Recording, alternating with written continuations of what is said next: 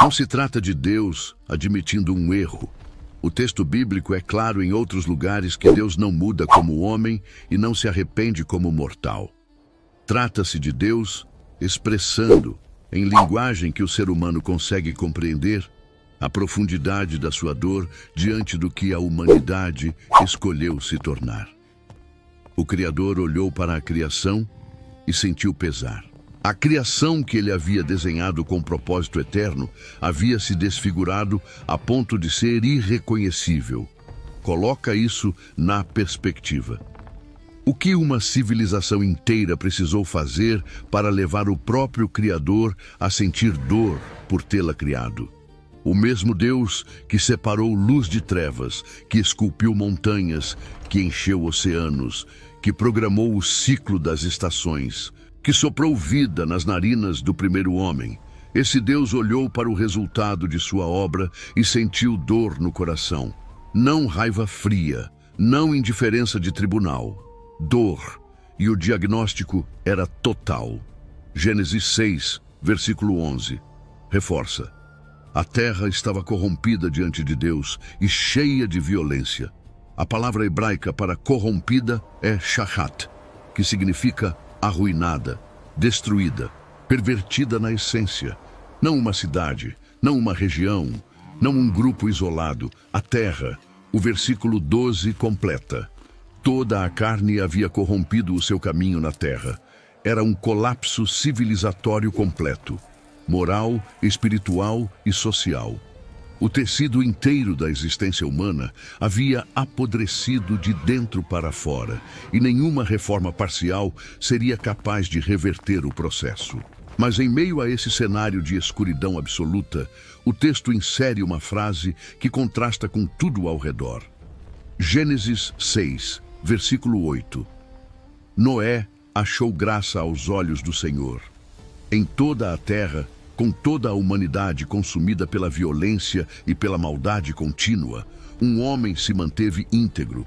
O versículo 9 detalha: Noé era varão justo e perfeito em suas gerações. Noé andava com Deus. A expressão perfeito em suas gerações no hebraico é tamim, que significa íntegro, completo, sem defeito moral. Não significa que Noé era sem pecado. O próprio relato mostrará suas falhas depois do dilúvio. Significa que num mundo onde todo mundo havia escolhido a corrupção como modo de vida, Noé escolheu outro caminho. Nadou contra a corrente de toda uma civilização, sozinho. E foi a esse homem que Deus revelou o plano. O texto diz que Deus falou diretamente com Noé e declarou: o fim de toda a carne é vindo perante a minha face, porque a terra está cheia de violência. Eis que os destruirei com a terra. A sentença estava dada. Não era negociável, não havia recurso, não havia segunda audiência. Mas junto com o veredito veio a instrução: constrói uma arca. As dimensões são específicas: 300 côvados de comprimento, 50 de largura e 30 de altura. Convertendo para medidas atuais, isso equivale a aproximadamente 137 metros de comprimento, 23 metros de largura e 14 metros de altura. Para dimensionar, o comprimento é equivalente a 1,5 campo de futebol. A capacidade interna estimada era de mais de 40 mil metros cúbicos, espaço suficiente para abrigar centenas de espécies animais, reservas de alimento para meses e toda a família de Noé. Tudo isso feito de madeira de gofer, uma espécie que estudiosos acreditam ser semelhante ao cipreste, revestido com betume por dentro e por fora para garantir vedação total. 3 andares internos, uma abertura lateral, uma janela na parte superior. O projeto era de Deus, a execução era de Noé. Agora pensa no que significava construir algo assim naquele contexto, sem guindastes, sem serras elétricas, sem tratores, sem equipe de engenharia naval. Como é que um homem ergue uma estrutura do tamanho de um navio cargueiro moderno, usando apenas madeira, betume e as próprias mãos? Noé tinha seus 3 filhos, Sem, Cam e Jafé. e possivelmente trabalhadores contratados, embora o texto não confirme isso. O que o texto confirma é que a construção levou décadas. Estimativas baseadas na cronologia bíblica sugerem algo entre 50 e 120 anos de trabalho contínuo. Cada tora cortada à mão, cada prancha nivelada sem instrumentos de precisão, cada junta vedada com betume aplicado manualmente. Era um trabalho monumental, feito com recursos primitivos, numa escala que desafiava qualquer lógica humana. E durante todo esse tempo, Noé não apenas construía. Segundo a segunda carta de Pedro, capítulo 2, versículo 5, ele também pregava. Pedro chama Noé de pregador da justiça. Enquanto cortava madeira, enquanto media pranchas, enquanto suava sob o sol vedando juntas, Noé alertava as pessoas ao redor sobre o que estava por vir. A resposta da humanidade foi indiferença total. O próprio Jesus confirmou isso séculos depois, no Evangelho de Mateus, capítulo 24, versículos 38 e 39. Disse que nos dias antes do dilúvio, as pessoas comiam, bebiam, casavam e davam-se em casamento, até o dia em que Noé entrou na arca. E não perceberam, até que veio o dilúvio e levou a todos. Não perceberam. A construção de uma embarcação colossal no meio da terra seca, ao longo de décadas, não foi suficiente para chamar a atenção. A pregação de um homem justo durante uma vida inteira não foi suficiente para gerar arrependimento. A humanidade estava tão anestesiada pela própria maldade, tão envolvida na rotina de comer, beber e casar, que ignorou o aviso mais visual e mais prolongado que já havia recebido na história. Quando a arca ficou pronta, Deus instruiu Noé a entrar com sua esposa, seus 3 filhos e as esposas deles. 8 pessoas, de toda a população da terra, e estimativas baseadas nas genealogias bíblicas e em modelos demográficos variam de alguns milhões a centenas de milhões. Considerando a longevidade extraordinária do período pré-diluviano, apenas 8 foram preservadas. Junto com eles entraram animais de toda a espécie.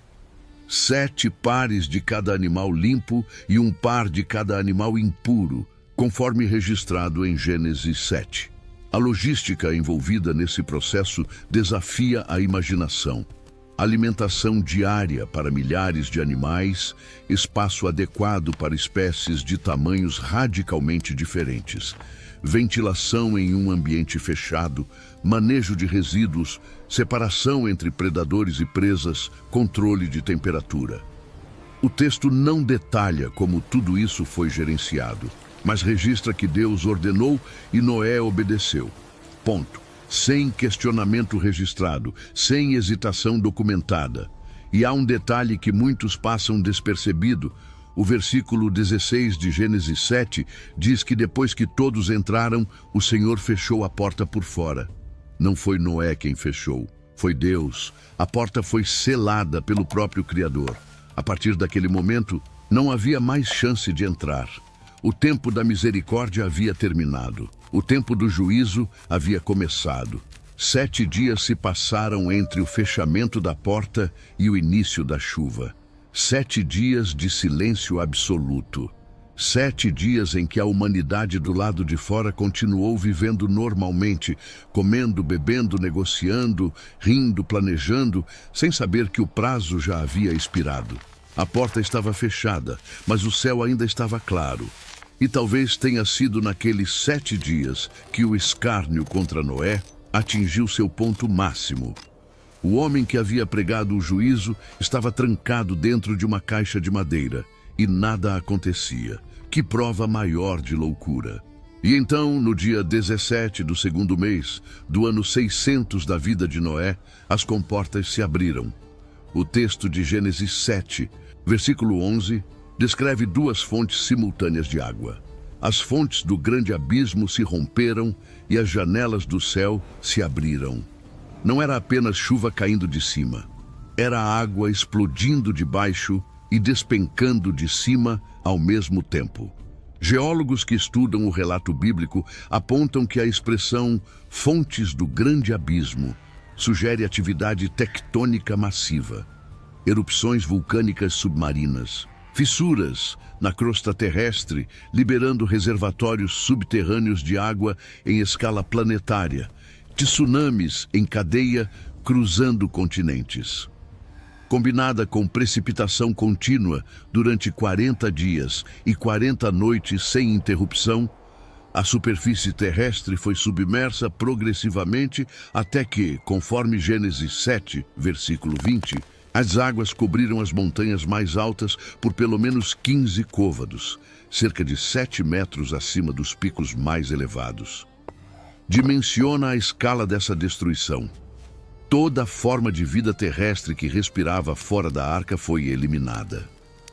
O texto é explícito e não deixa margem para interpretação parcial. Todo homem, toda mulher, toda criança, todo animal terrestre, toda ave que não estava na arca, morreu. A extinção foi completa, sem exceção, sem sobrevivente isolado em algum pico remoto. As cidades construídas desde os dias de Caim, com toda a sua metalurgia, sua música, sua arquitetura, desapareceram. O conhecimento acumulado por mais de 1.500 anos de civilização humana foi varrido em semanas. Nomes, rostos, histórias, famílias inteiras, gerações de artesãos, músicos, construtores, tudo submerso sob quilômetros de água escura e silenciosa. E o dilúvio não foi rápido. Não foi um tsunami que veio e passou. As águas prevaleceram sobre a terra por 150 dias, 5 meses inteiros. Durante 5 meses, o mundo ficou submerso. A arca flutuava sobre um planeta sem horizonte terrestre, sem ponto de referência, sem destino visível, sem nenhum som humano, além do que ecoava dentro daquelas paredes de madeira. Dentro dela, 8 pessoas e milhares de animais enfrentavam a rotina brutal da sobrevivência em confinamento. Alimentar, limpar, manter, cuidar, sobreviver. Dia após dia, semana após semana, mês após mês, sem saber quando terminaria, sem saber como seria o mundo quando as águas baixassem, sem saber se ainda haveria mundo. O que passava pela mente de Noé naqueles meses de isolamento é algo que o texto não revela. Mas considera o peso emocional.